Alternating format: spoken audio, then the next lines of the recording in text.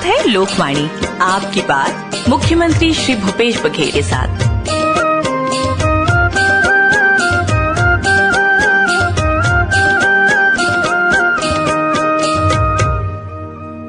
सभी श्रोताओं को नमस्कार, जय जोहार।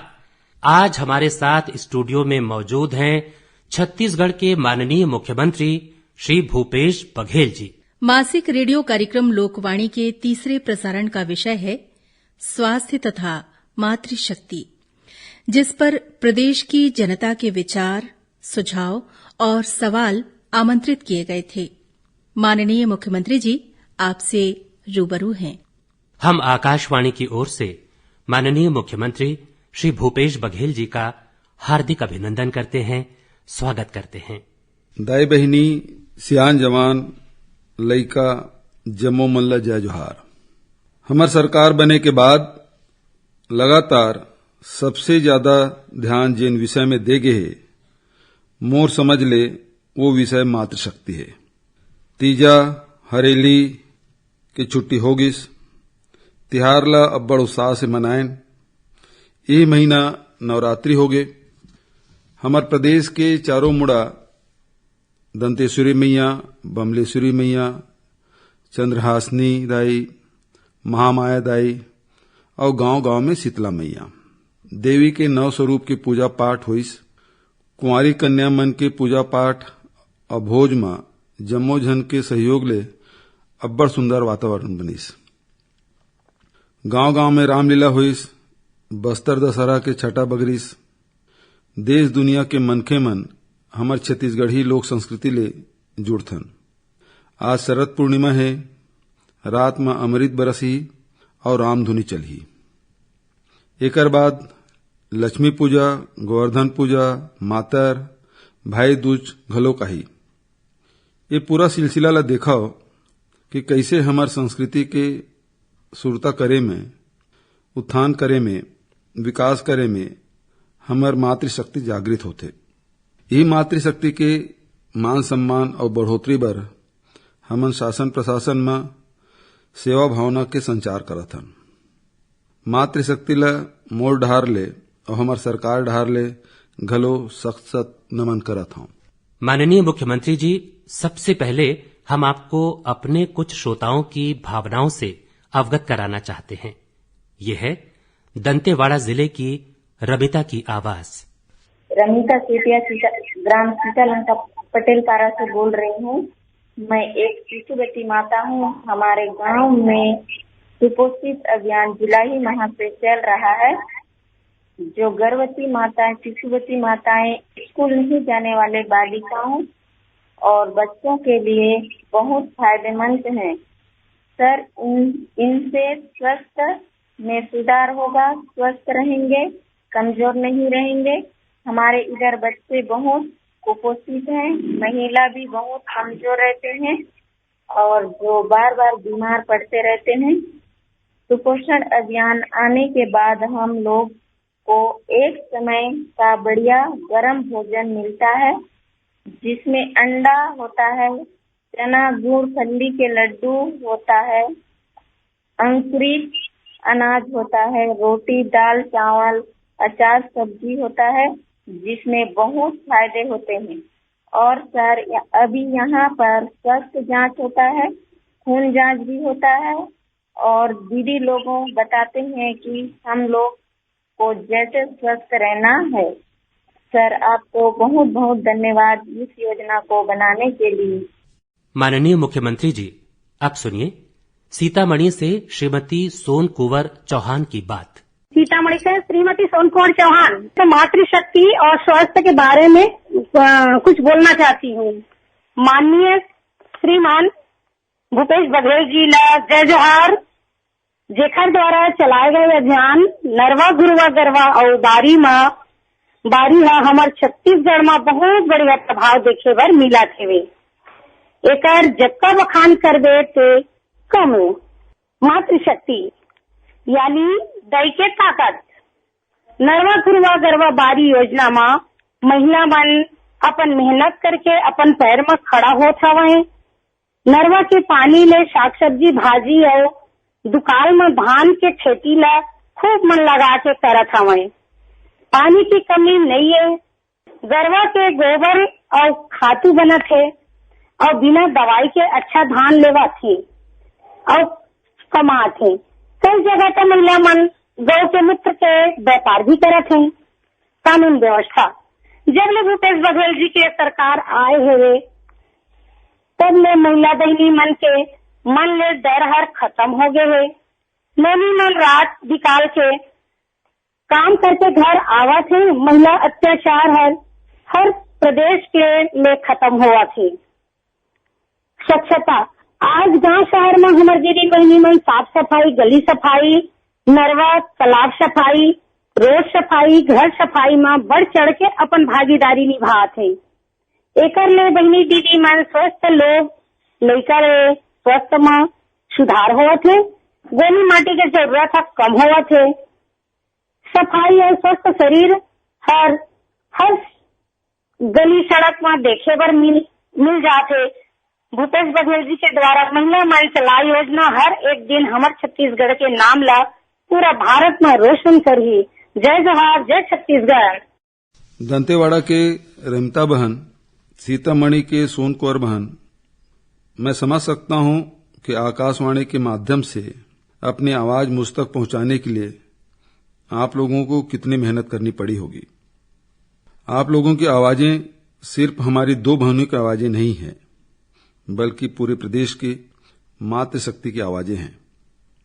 आप लोगों को सुनकर बहुत खुशी हुई कि आप लोग हमारी सरकार के कामकाज को काफी बारीकी से देख रही हैं, समझ रही हैं, इसमें शामिल हो रही हैं, अच्छी बातों की सराहना खुले दिल से कर रही हैं।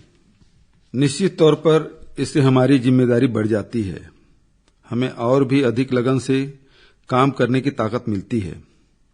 आप लोगों का शुक्रिया अदा करने के लिए मेरे पास शब्द कम पड़ेंगे, इसलिए मैं आप लोगों से सिर्फ आशीर्वाद देने का निवेदन करता हूं, ताकि हम आप लोगों की अपेक्षा के अनुरूप काम करते हुए आगे बढ़ सकें।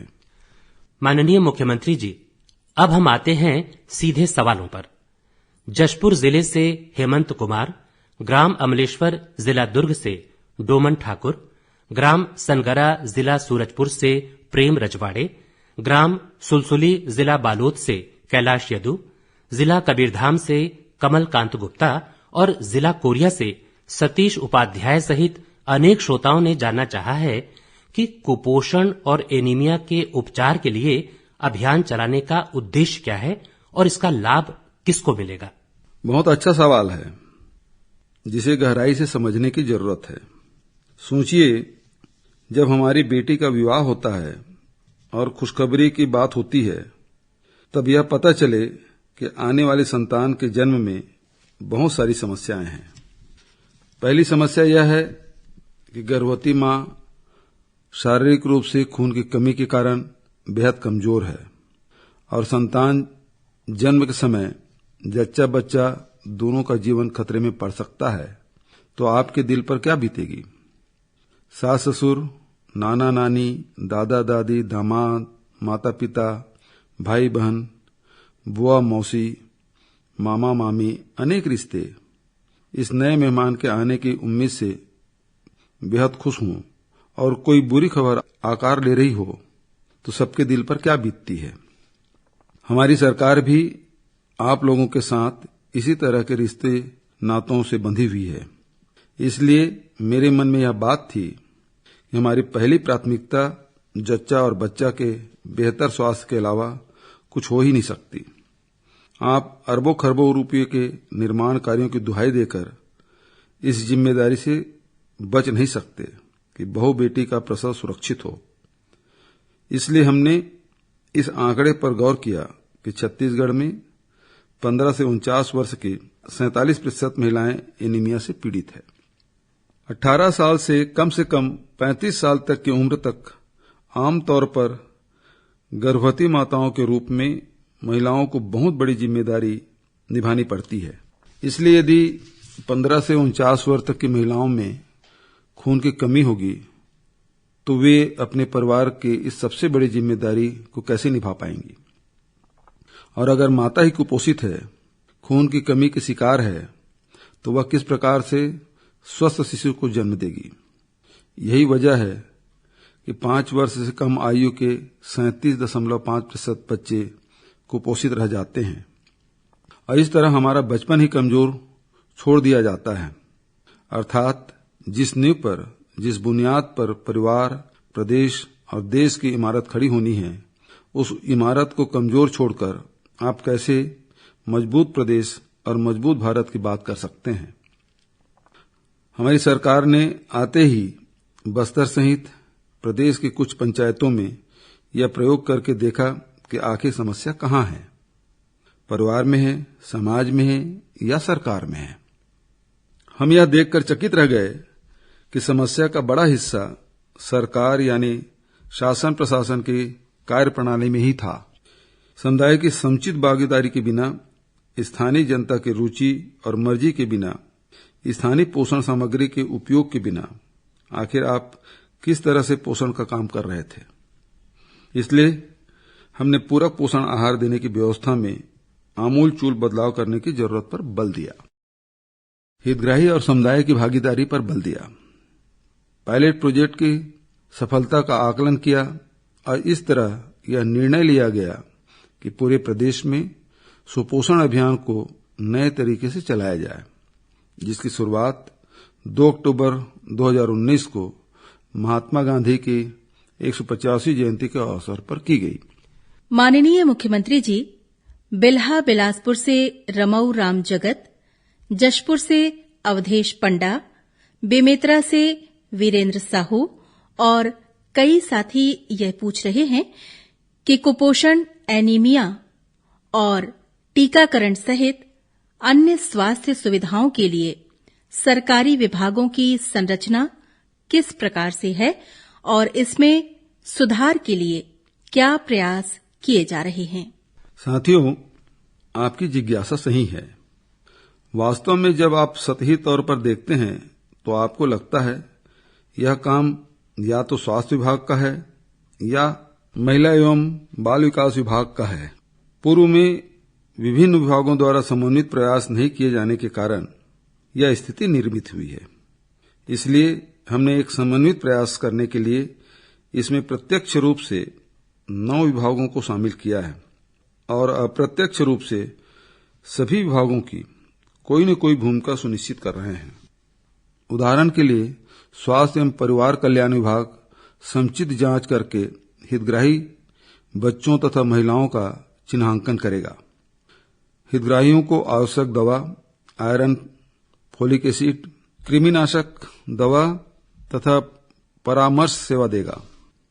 पंचायत एवं ग्रामीण विकास विभाग विभिन्न एजेंसियों तथा महिला स्व सहायता समूहों के समन्वय से पौष्टिक आहार तैयार करने और ग्राम पंचायतों के माध्यम से हितग्राहियों को उपलब्ध कराने की व्यवस्था करेगा। नगरीय प्रशासन विभाग शहरी क्षेत्रों में इसी प्रकार की मदद करेगा। खाद्य एवं नागरिक आपूर्ति विभाग गेहूं, चावल, फोर्टिफाइड नमक, ईंधन आदि की व्यवस्था करेगा। शिक्षा विभाग 15 से अधिक आयु की बेटियों की स्वास्थ्य जांच कर एनीमिया पीड़ितों की सूची तैयार करने में, आहार परिवर्तन के बारे में जागरूकता लाने आदि का काम करेगा। उद्यानिकी विभाग हितग्राही परिवारों को आयरन युक्त सब्जी भाजी, बीज पौधे वितरित करने के साथ घर घर में सुपोषित बाड़ी बनाने में मदद करेगा। लोक स्वास्थ्य यांत्रिकी विभाग शुद्ध पेयजल और स्वच्छता के लिए काम करेगा। खनिज विभाग सुपोषण के लिए डीएमएफ की राशि विभिन्न जिलों में उपलब्ध कराने की व्यवस्था करेगा। उद्योग विभाग जन भागीदारी, पब्लिक और प्राइवेट सेक्टर से वित्तीय और तकनीकी सहयोग हासिल करने की दिशा में प्रयास करेगा। जिला प्रशासन क्रियान्वयन में मुख्य भूमिका निभाएगा। महिला एवं बाल विकास विभाग नोडल विभाग की हैसियत से काम करेगा। साथ ही पूरक पोषण आहार की व्यवस्था करेगा। आंगनबाड़ी केंद्रों को सक्षम बनाएगा। पूरक पोषण आहार में दोहराव न हो, इसका ध्यान रखेगा। राज्य स्तर पर मुख्य सचिव की अध्यक्षता में मूल्यांकन समिति काम करेगी। माननीय मुख्यमंत्री जी, अब एक सवाल सुन लेते हैं जो खैरागढ़ जिला राजनांदगांव से मोहम्मद नासिर का है। मोहम्मद नासिर मेमन खैरागढ़ से बोल रहा हूँ। जी सर, मेरा ये आपके इस लोकप्रिय कार्यक्रम लोकवाणी जो मुख्यमंत्री जी के से सवाल जवाब के कार्यक्रम में मैं आपका बहुत आभारी हूँ कि आपने मुझे अवसर दिया। मेरा माननीय मुख्यमंत्री जी को जय जोहार। मेरा उनसे ये निवेदन है, आग्रह है कि खैरागढ़ स्वास्थ्य केंद्र जो है, यहाँ पर सिविल हॉस्पिटल होने के बावजूद यहाँ बहुत सारी कमियां हैं इस हॉस्पिटल में। सन 1936 में king George silver jubilee hospital के नाम से इसकी स्थापना हुई थी। यहाँ पर बहुत सारी सुविधाओं का अभाव है। यहाँ कुल 3 डॉक्टर के भरोसे इतना बड़ा हॉस्पिटल चल रहा है। छत्तीसगढ़ के कई जगहों पर नए स्वास्थ्य केंद्र बन चुके हैं, लेकिन खैरागढ़ ही एक ऐसा इकलौता स्थान है जहाँ पे आज तक दूसरा स्वास्थ्य केंद्र नहीं बना है। और सन 1947 में यहाँ पर एक्सरे मशीन की स्थापना भी हुई थी, जो छत्तीसगढ़ में प्रथम एक्सरे मशीन यहाँ लगाई गई थी। किंतु आज बहुत दयनीय स्थिति है। यहाँ पर बहुत सारे अभाव हैं। पेइंग वार्ड मात्र 3 है, वो भी दयनीय स्थिति में है। जनरल वार्ड सिर्फ 36 है। 100 बिस्तरों का यहाँ हॉस्पिटल बनना था, लेकिन आज तक नहीं बन पाया। तो मेरा माननीय मुख्यमंत्री जी महोदय से निवेदन है कि इस दिशा पे अवश्य कोई कदम उठाएं और खैरागढ़ की जनता को इसका लाभ मिले। अभी जो शासन द्वारा कुपोषण को लेकर के जागरूकता बताई गई है और माननीय मुख्यमंत्री जी जो सक्रियता दिखा रहे हैं, उसके लिए मैं बहुत बहुत उनको बधाई देता हूं। किंतु यहाँ पर खैरागढ़ में जो कुपोषण केंद्र है, जिसके लिए एनआरसी पोषण पुनर्वास केंद्र बनाया गया है, जो सीपेज होने के कारण बंद पड़ा है, तो माननीय मुख्यमंत्री जी से निवेदन है कि यहाँ पर सुविधाएं प्रदान करने की कृपा करें। धन्यवाद। जय छत्तीसगढ़। नासिर भाई, आपको बहुत बहुत धन्यवाद कि आपने खैरागढ़ के ऐतिहासिक अस्पताल के बारे में इतने विस्तार से बताया। आपका जिला तो वीवीआईपी जिला रहा है। खैरागढ़ को हम प्रदेश की सांस्कृतिक राजधानी मानते हैं और वहां स्वास्थ्य सुविधाओं का इतना बुरा हाल है, यह जानकर मुझे बहुत दुख हुआ है। मैं खैरागढ़ वासियों को यह बताना चाहता हूं कि नासिर भाई ने अस्पताल में सीपेज की जिस समस्या का जिक्र किया है, उस पर हमने तत्काल कदम उठा लिए हैं। आप चिंता न करें, बहुत जल्दी ही यह केंद्र शुरू हो जाएगा। और यह भी कहना चाहता हूं कि आपके यहां 50 बिस्तर अस्पताल खोला जाएगा। इस कार्यक्रम के माध्यम से मैं पूरे प्रदेश के लिए यह कहना चाहता हूं कि पोषण पुनर्वास केंद्र में कहीं भी कोई दिक्कत नहीं आनी चाहिए। मरम्मत जैसी कोई समस्या हो तो इसका हल 1 माह के भीतर कर लिया जाए। इसके बाद भी कोई शिकायत आएगी तो संबंधित जिलों के अधिकारियों की जिम्मेदारी तय की जाएगी। जहां तक कि 100 बिस्तर अस्पताल का सवाल है, तो पहले किसकी उपेक्षा के कारण खैरागढ़ वासियों को इतना कष्ट झेलना पड़ा, इसके बारे में मैं कुछ नहीं कहना चाहता, लेकिन हम इस पर गंभीरता से विचार करेंगे। प्रदेश में स्वास्थ्य अधोसंरचना के लिए हमने बड़ा कार्यक्रम बनाया है, जिसके तहत प्रदेश में 5 सामुदायिक स्वास्थ्य केंद्र, 10 प्राथमिक स्वास्थ्य केंद्र, 25 उप स्वास्थ्य केंद्र, जगदलपुर रायगढ़ जिला चिकित्सालय में ट्रामा यूनिट, बिलासपुर में बर्न यूनिट आदि के लिए बजट में प्रावधान किए गए हैं। बिलासपुर तथा जगदलपुर मेडिकल कॉलेज में मल्टी स्पेशलिटी हॉस्पिटल की सुविधा दी जाएगी। हमारा लक्ष्य पूरे प्रदेश में सरकारी स्वास्थ्य केंद्रों का उन्नयन करना है। अस्पतालों में अमला बढ़ाने के लिए सैकड़ों नए पद स्वीकृत किए गए हैं। माननीय मुख्यमंत्री जी, साजा जिला बेमेतरा से गुलाब राम साहू, देवेंद्र चंद्राकर, बलौदा बाजार से नोहर लाल साहू, रायपुर से उमेश बंजारे, रवि कुमार और गुणसार प्रधान सहित अनेक साथियों का कहना है कि स्वास्थ्य कार्यकर्ताओं का प्रशिक्षण तो हो रहा है, लेकिन भर्ती पर रोक लगा दी गई है। इन्होंने भर्ती प्रक्रिया प्रारंभ करने का निवेदन किया है। सवाल करने के लिए धन्यवाद, लेकिन मैं आप लोगों को बताना चाहता हूं कि हमारी सरकार ने सभी तरह की भर्तियों से रोक हटाई है और बड़े पैमानों पर विभिन्न विभागों में भर्ती की जा रही है। स्वास्थ्य कार्यकर्ताओं के लगभग 1200 पदों पर भर्ती प्रक्रिया शुरू की जाएगी। 108 विशेषज्ञ डॉक्टरों की भर्ती संविदा में की गई है। 345 डॉक्टरों की नियमित भर्ती भी की गई है, जबकि 122 डॉक्टरों की संविदा भर्ती की जाएगी। अन्य 400 डॉक्टरों की भर्ती वर्षांत तक कर ली जाएगी। इस तरह हम वर्ष 2019 में 975 डॉक्टरों की भर्ती पूरी कर लेंगे। 687 स्टाफ नर्सों की भर्ती हो चुकी है। 941 की भर्ती की प्रक्रिया जारी है। 228 लैब टेक्नीशियन तथा 21 रेडियोग्राफर की भर्ती भी इसी साल पूरी हो जाएगी। इस तरह राज्य में चिकित्सा अमला तेजी से बढ़ाया जा रहा है।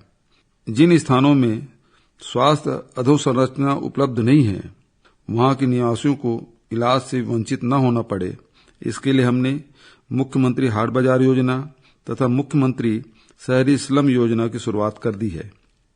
इन 2 योजनाओं के माध्यम से हम प्रत्येक बस्तियों और बसाहटों तक स्वास्थ्य सुविधाएं पहुंचा रहे हैं, ताकि अस्पताल की सुविधाएं उन सभी लोगों तक पहुंचा दी जाए जो इससे छूट गए हैं। इसके अलावा सार्वभौम पीडीएस के माध्यम से सबको सस्ता अनाज, जरूरतमंदों को मिट्टी का तेल, आदिवासी अंचल में नमक, चना तथा बस्तर में गुड़ आदि सुचारू रूप से प्रदान करने की व्यवस्था की है।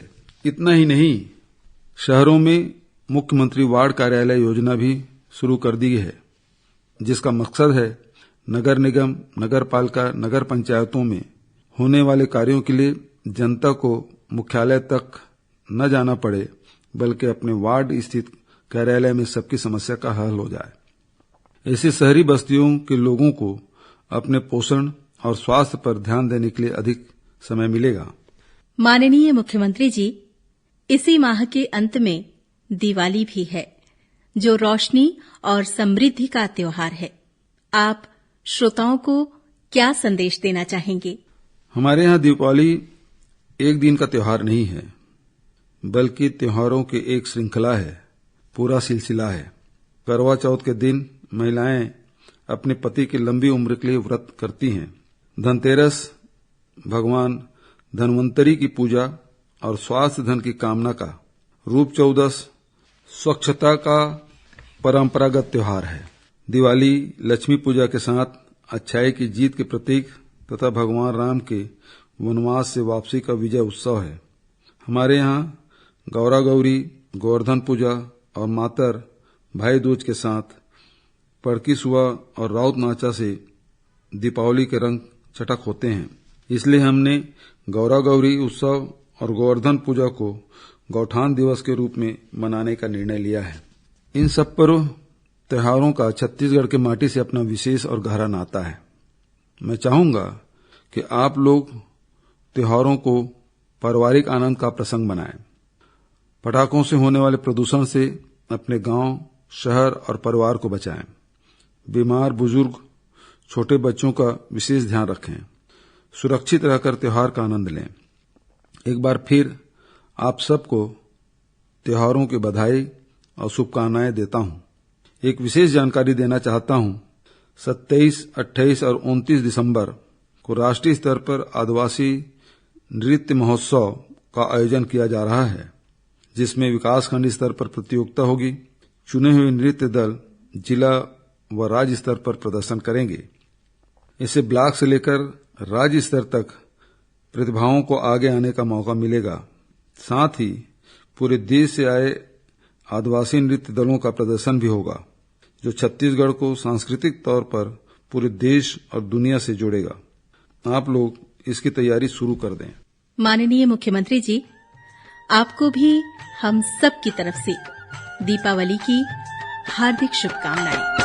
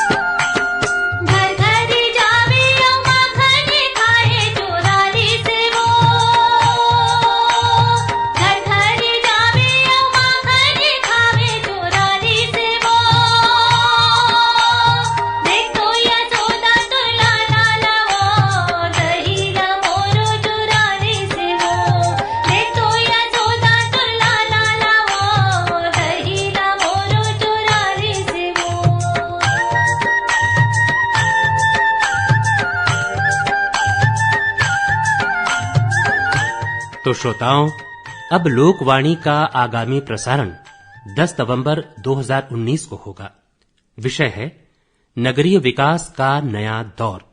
इस विषय पर हमारे श्रोता अपने विचार 28, 29 और 30 अक्टूबर के बीच रख सकेंगे।